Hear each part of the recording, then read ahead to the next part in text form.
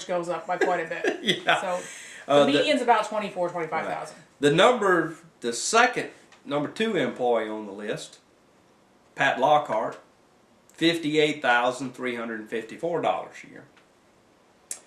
The number 2 employee, Shannon Ogletree, $75,000 a year.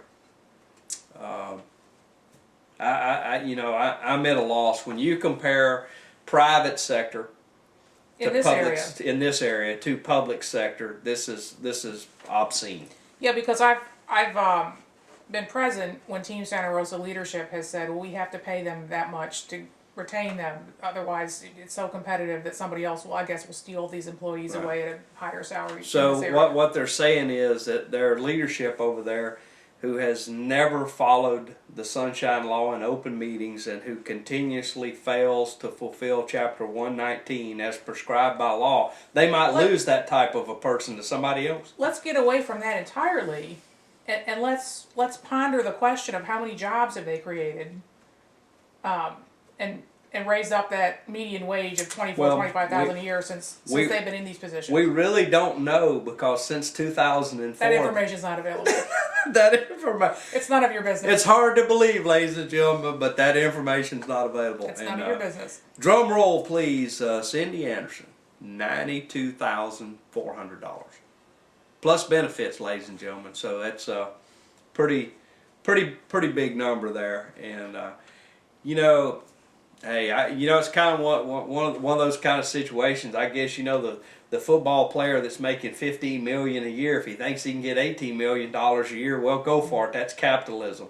Well, the football player, though, is drawing a lot of people into the stands, and they're buying hot dogs and beer and stuff. So like they're that. not drawing too many people for this salary, is what you're saying. Well, here's what I know, because I have a company. I know that in private industry, you make about what you produce. There's a balance there between what you produce and the amount of money that comes into you normally in private industry, and that's judging from those salaries. There must be an awful lot of economic development going on. You would think, but if those numbers were available, then some of us might know that. We don't know.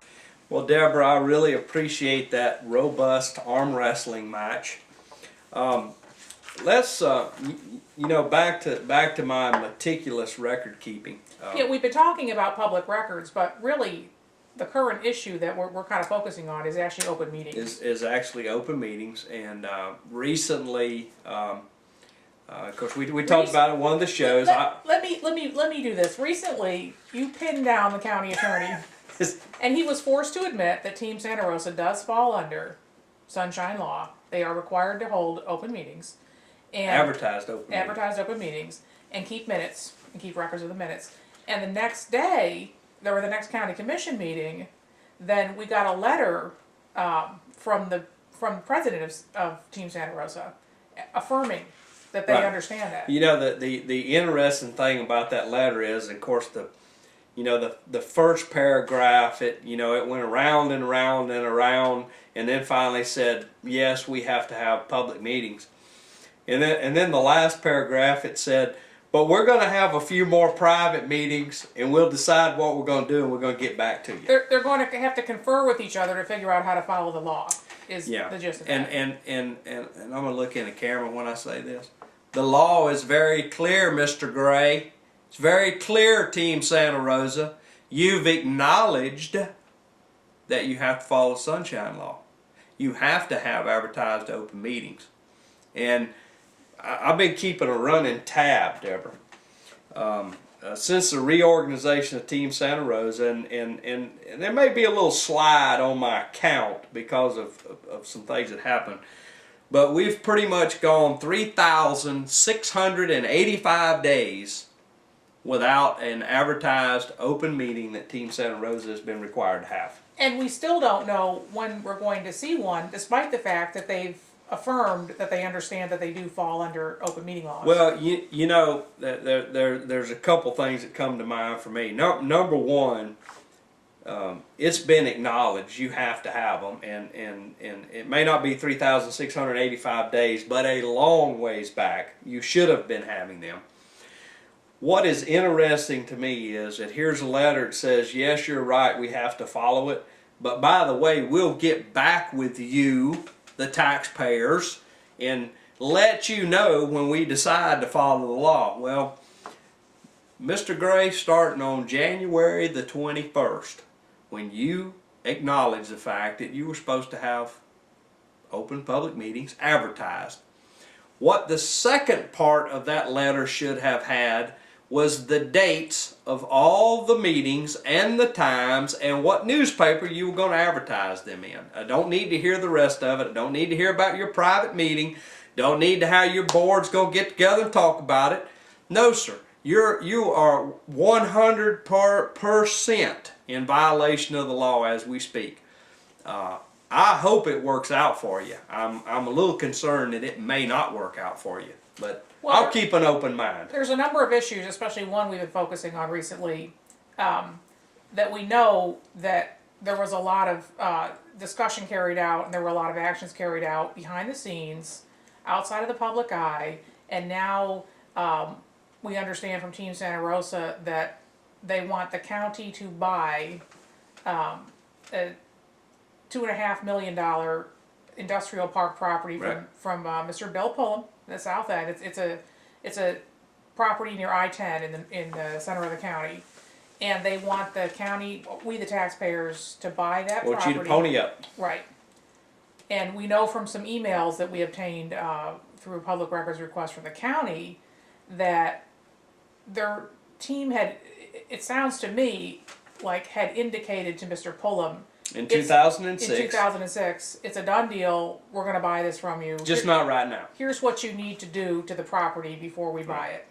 And ladies and gentlemen, here's the kicker. There's a case that was actually tried in the state of Florida, and the citizen won his case, and it says if you're found guilty of not following the Sunshine Law, every single step that you have taken where you've spent money or changed policy or had any type of interaction that has made a change in government, all of that has to be revisited with the public present the second time around. And the interesting thing in that case is they finally agreed to redo it, and the judge said, I wasn't impressed with how you did it the first time, you're going to do it again. Twice they had to redo it. And you know, I don't think any of us want to go to that place.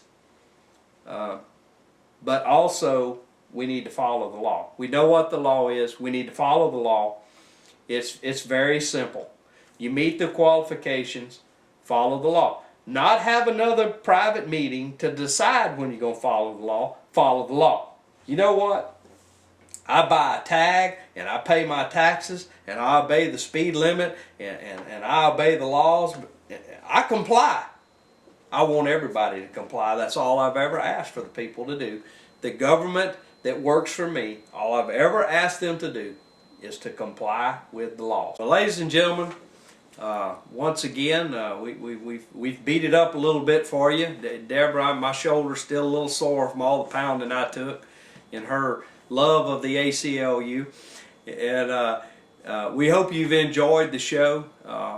We hope you find it interesting. We hope you find it educational. And tune in next week. I'm Jerry Cooey. I'm Deborah Nelson. Good night.